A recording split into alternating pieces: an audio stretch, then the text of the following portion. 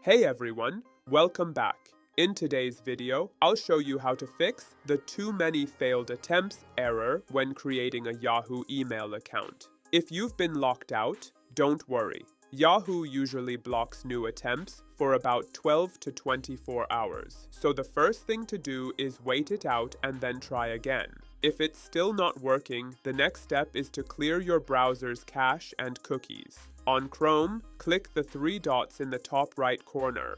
Go to More Tools. Clear Browsing Data. Choose All Time. Check Cookies and Cached Files. And hit Clear Data.